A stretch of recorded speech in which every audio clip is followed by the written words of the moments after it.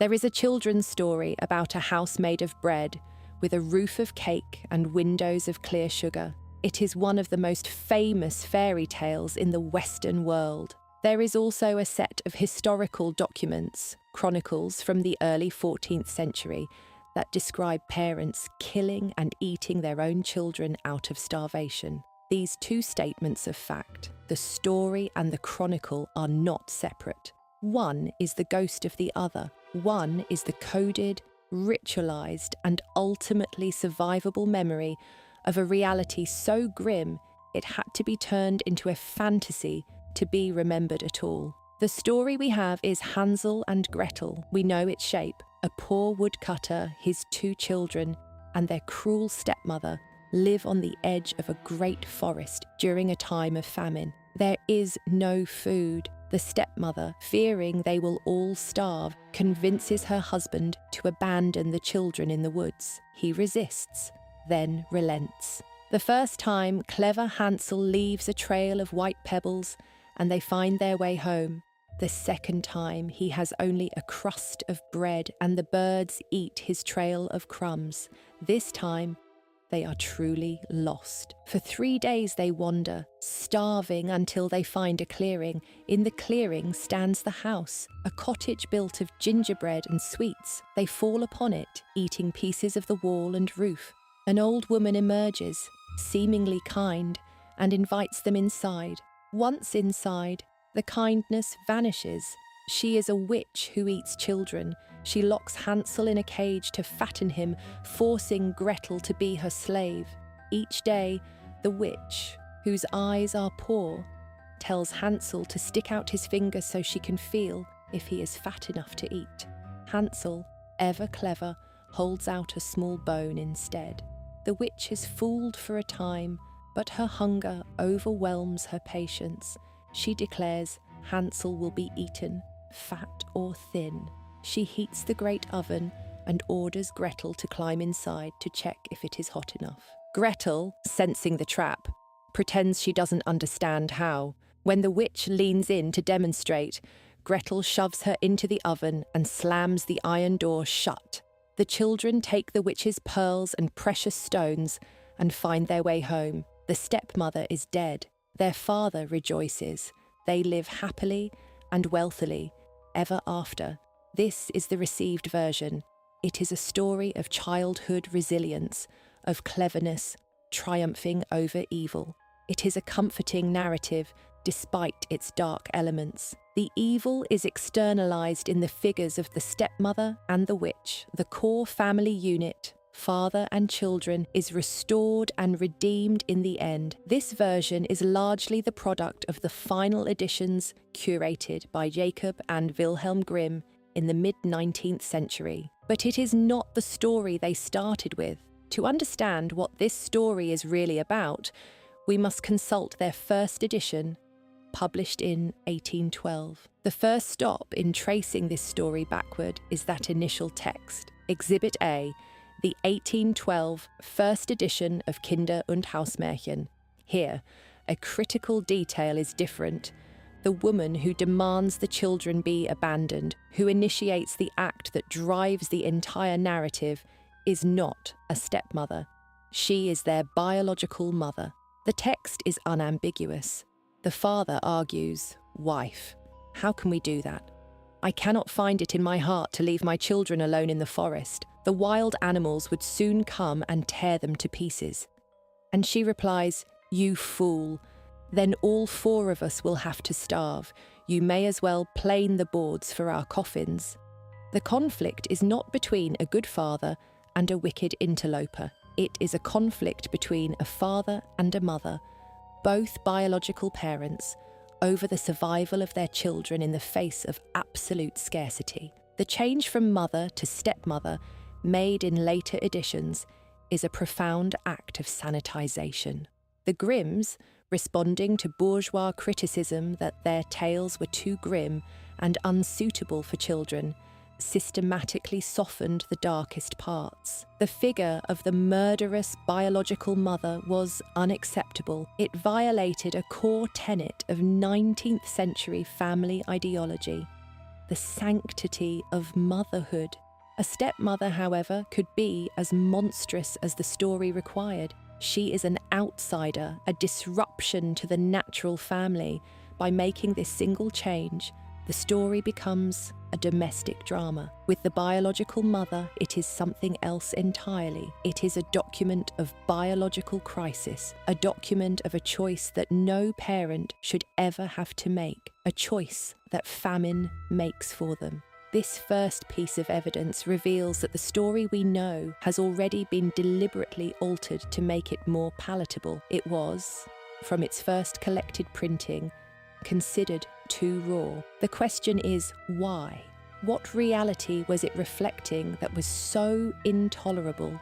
The Grimms were not authors in the modern sense, they were collectors, philologists. They were documenting what they believed to be the surviving fragments of a pure, ancient German folk tradition. Their primary source for Hansel and Gretel was a woman named Dorothea Wiemann, who lived near Kassel. She recounted the tale to them from memory, but her memory was not a single, pristine artifact. It was one link in a chain of oral tradition stretching back for centuries. Versions of this story, or stories with a remarkably similar skeletal structure, existed all over Europe long before the Grimms wrote them down. In France, there is Charles Perrault's Le Petit Poucet, or Tom Thumb, from 1697, where a woodcutter and his wife abandon their 7 sons in the woods because they can no longer feed them. The boys stumble upon the house of an ogre who intends to eat them. In Russia, there are the manifold tales of Baba Yaga, the cannibalistic witch who lives in a strange hut in the forest and has a penchant for roasting and eating children who wander to her door. In an Italian variant, Nenilo e Nenella, the children are abandoned at the behest of a cruel stepmother, as in the later Grimm version. The pattern is consistent: food scarcity, parental abandonment, a perilous forest, and a predatory, cannibalistic figure who lives there. These recurring elements suggest the story is not just a simple fantasy. It is a shared memory, a piece of cultural DNA responding to a recurring historical trauma. While the motifs of abandonment and the forest predator are widespread, the central, iconic detail of Hansel and Gretel is almost uniquely Germanic: the house made of bread and cake. This is the detail that provides the most direct forensic link to a specific moment in history. It is a detail that could only be born from a very specific kind of desperation. It is a hunger dream. To understand the house, we must understand a world without any food at all. Exhibit B, the climate anomaly of 1314. Our investigation now moves from textual analysis to climatology and history.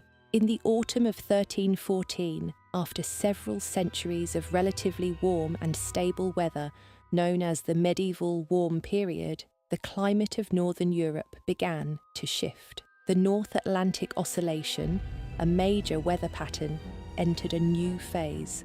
What followed was a period of catastrophic climate change. The spring of 1315 arrived with relentless rain, and it did not stop. For months, it rained. It rained through the summer and into the autumn. The historical chronicles of the time are unanimous in their descriptions. Exhibit C, the chronicle of the English monk Johannes de Trockelove. He wrote, "In the year of our Lord, 1315, the rain fell in torrents, the fields were flooded, and the seed rotted in the ground. The harvest of 1315 was a near total failure across a vast swath of the continent, from Ireland to Poland, from Scandinavia to the Alps. The little grain that could be harvested was often mouldy and difficult to store. The price of wheat skyrocketed, in some places by more than 300%. People ate their seed grain for the following year, a suicidal act of desperation. Then came the winter, and the true famine began. The year 1316 was worse. The rain continued. The fields, already waterlogged, produced almost nothing. This was the Great Famine, a demographic catastrophe that would last until 1317, with its effects lingering until 1322. It may have killed between 10 and 25% of the entire population of Northern Europe. It was a slow, grinding, and absolute collapse of the food supply. People ate dogs, cats, rats, and the bark from trees. They ate their own leather shoes. The social order began to fray and then to shatter completely. Society, in a very real sense, began to digest itself. And this is where we find the bedrock. Exhibit D, the documented record of European cannibalism. The chronicles are explicit. They are not writing allegories. They are reporting what they see. In the Irish annals, there are reports of men and women digging up the bodies of the dead from graveyards for food. In Estonia and Livonia, records describe the poor eating their own children. The Belgian chronicler Gilles Lemoissy wrote of the situation in Tournai. Men and women were eating their own children, and also children not their own. No one was safe. These accounts are repeated by chroniclers across the continent. It was whispered that strangers on the road were not to be trusted, that isolated houses in the woods were places of danger. It was said that people were being lured into homes to be killed and eaten. This was the world that gave birth to the story of Hansel and Gretel, a world where mothers and fathers made the calculations described in the Grimm's first edition, a world where children were, in fact, abandoned in the woods, because a quick death by wild animal was considered more merciful than a slow death by starvation at home, or, more pragmatically, because it meant too fewer mouths to feed, perhaps allowing the parents to survive a few more weeks. The forest was not a mythical space of adventure. It was the place you were sent to die. It was also the place where the starving remnants of society preyed upon one another. The story is a shockingly literal reflection of this reality. Now, we must re-examine the story's elements, not as fantasy, but as forensic artifacts of the Great Famine. The analysis begins by holding the story and the history side by side. First, the parental abandonment. In the context of the famine, this is no longer a cruel whim. It is a documented survival strategy. The mother's argument in the 1812 version, "Then all four of us will have to starve," is the precise, brutal logic of the period. The story is preserving the memory of a time when the fundamental bonds of family were systematically destroyed by hunger. The father's grief is real, but his powerlessness in the face of his wife's grim practicality is also historically accurate. It was a time of impossible choices. The story does not invent this horror, it records it. Second, the wilderness. The Great Forest is the landscape of social collapse. When the villages and towns have no food, people are driven into the wild to forage for anything: roots, nuts, insects. But the forest is also where law and community cease to exist. It becomes a hunting ground, and the most vulnerable, the old, the sick, and the children, are the prey. Hansel and Gretel are lost in a space where the rules of civilization no longer apply. Their journey is a desperate search for sustenance in a world that has none to offer. Third, and most critically, the house of food. Imagine the psychological state of a starving child in 1316. Food is not just an object, it is an obsession. The entire world is reduced to the single, all-consuming desire for something to eat. In that context, what is the most powerful, most irresistible fantasy imaginable? A house made of food. It is not just a whimsical detail, it is a precise psychological portrait of extreme starvation. It is the ultimate lure, a manifestation of the children's deepest and most desperate longing. The witch does not need complex magic to trap her victims. She only needs to understand the nature of their hunger. The gingerbread house is a weaponized dream. Fourth, the witch. If we strip away the supernatural trapping of the pointed hat and the magical powers, Who is she? She is a solitary individual living in the woods who has survived the famine when others have not. How? The story gives a direct answer: by consuming others.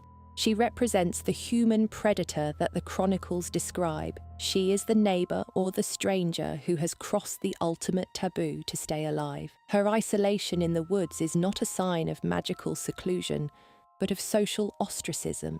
She is what becomes of a person when they are completely detached from the bonds of community by an extremity of suffering. The details of her behaviour are chillingly practical. She does not eat the children immediately. She locks Hansel in a cage to fatten him up. This is not the act of a fairy tale monster. It is a horrifically logical step. Starving children are emaciated. They are skin and bones. To a cannibal driven by necessity, they are a poor meal. The act of feeding Hansel is an investment. It is the human equivalent of animal husbandry. The story, in this detail, preserves a memory of the cold, utilitarian calculus of survival cannibalism. The bone Hansel holds out is not just a clever trick, it is a stay of execution, buying him time against a predator who is measuring his value in flesh. Finally, the oven. This is the story's most visceral and disturbing link to the historical record. Ovens are for baking bread. They are the heart of the home, the symbol of nourishment and life. In the witch's house, the oven's function is inverted. It becomes an instrument of death, a tool for preparing human flesh. The chronicles of the Great Famine do not often specify how victims of cannibalism were prepared, but the act of cooking is implied. The oven in Hansel and Gretel is the story's most direct and unflinching representation of that act. It takes the most domestic of objects and turns it into a tool of ultimate horror.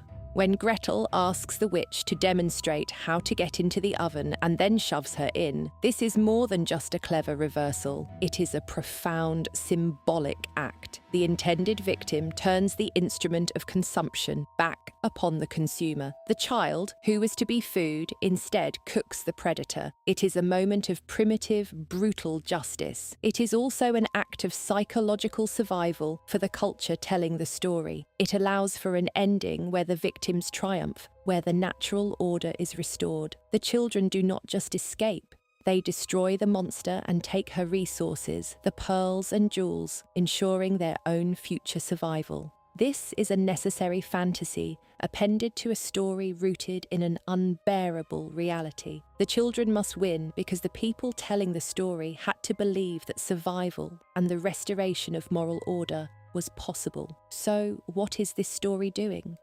What is its function? It is a piece of cultural technology designed to transmit a warning across generations. On the surface, it is a cautionary tale for children. Do not wander into the woods. Do not talk to strangers. Do not take food from them. These are practical lessons. But on a deeper level, it is a container for a cultural trauma that was too large and too terrible to be recorded plainly in the popular memory. History is recorded in chronicles read by the literate few. Trauma is recorded in stories told by everyone. The story of Hansel and Gretel is a folk memory of the Great Famine. It encodes the reality of parental abandonment, the dangers of a collapsed society, the obsessive fantasies of the starving, and the ultimate horror of survival cannibalism. The transformation of the story over time, particularly the work of the Grimms, is a process of forgetting, or rather, a process of making the memory safe. The biological mother becomes a stepmother. The grim, practical cannibal becomes a supernatural witch. The stark record of historical events is slowly draped in the comforting fabric of folklore. The story had to be sanitized because the raw memory was corrosive. It told a truth about human society, that it is only ever a few failed harvests away from collapsing into its most primal state that was too frightening to confront directly. The story operates as a form of psychological inoculation. It exposes children to a controlled, symbolic version of the horror, allowing them to grapple with concepts of danger, betrayal, and survival in a safe context. The witch in the oven is terrifying, but she is also defeated. Her defeat provides a sense of mastery and resolution that the actual history of the Great Famine denies. There was no victory over the famine, only endurance. Millions died. Societies were scarred for a century. The story provides the victory that history could not. It's also instructive to consider what the story leaves out. It omits the slow, grinding misery of starvation, the disease, the dysentery, the constant gnawing pain. It focuses the horror into a single, dramatic confrontation. This is how memory works. It simplifies and dramatizes. It turns a complex societal collapse into a direct conflict between heroes and a villain. The witch becomes a vessel for all the anxieties of the period, the fear of the starving neighbour, the breakdown of social trust, the horror of the natural order being inverted. By condensing the trauma into a single figure, the story makes it something that can be understood, fought, and defeated. This process of encoding trauma is not unique to Hansel and Gretel. Many fairy tales have been interpreted as reflections of historical hardships, famine, war, plague, brutal social hierarchies. But Hansel and Gretel is perhaps the most direct and least allegorical of them all. Its details map onto the historical record with a chilling one-to-one precision. The breadcrumbs that disappear, the house made of the very substance the children lack, the fattening of the captive, the oven, these are not generic folkloric motifs. They are specific, resonant echoes of a particular kind of suffering. The wealth the children bring home at the end is the final piece of the fantasy. It is the magical resolution. In the real world of the famine, survival did not bring wealth. It brought a shattered world, a decimated population, and the memory of things seen and done that could never be erased. The story's treasure is a necessary lie. It insists that the ordeal had a purpose, that the suffering was redeemed by a reward. It papers over the stark reality that for the survivors of 1317, the reward was simply being alive in a world full of ghosts. The Grimms, in their project to recover the voice of the people, inadvertently became custodians of this haunted memory. Their scholarly impulse to record was immediately followed by a social impulse to censor and soften. They were caught between the raw, unsettling power of the oral tradition and the demands of a new, child-centered domestic culture. Their editions are a document of this conflict. They show us the exact points where the memory was deemed too sharp, too painful, and had to be blunted. The removal of the biological mother is the most significant of these acts of editorial mercy. It protected the idea of family by sacrificing the historical truth contained within the tale. Think, for a moment, about the name of the story in German, Hansel und Gretel. The diminutive L or le suffix in German denotes smallness, affection, and childhood. Hansel is little Hans. Gretel is little Greta.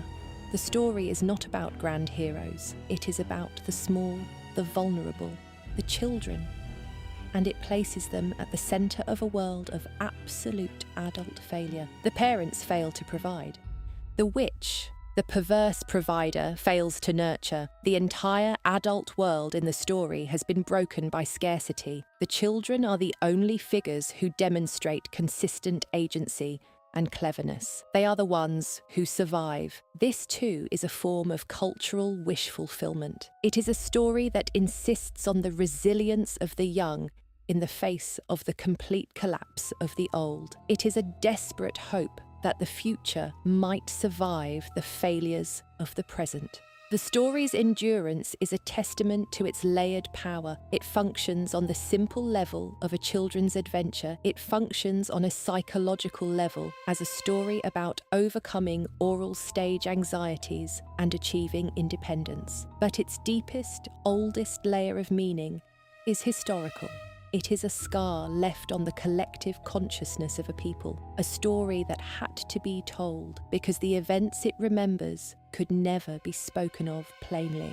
It is a perfect example of how folklore can serve as an unwritten chronicle, preserving the experiences of the common person in a way that official histories, focused on kings and battles, rarely do. This story is not about royalty. It is about the price of bread. It is a brutal inheritance. The sweet, candy-coated cottage of our childhood imaginations is, in its origins, a tomb. It is a trap made of desperate wishes.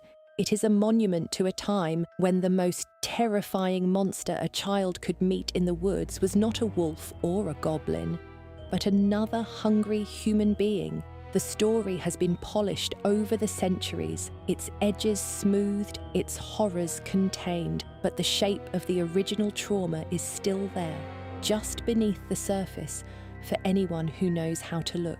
Let us return for a final moment to the oven, to that great black iron door. It is the story's central image, an object of life turned to an instrument of death. In the sanitized versions, it is a prop for a moment of clever triumph. But when viewed through the long lens of history, it is something more. It is an artifact from the wreckage of the 14th century.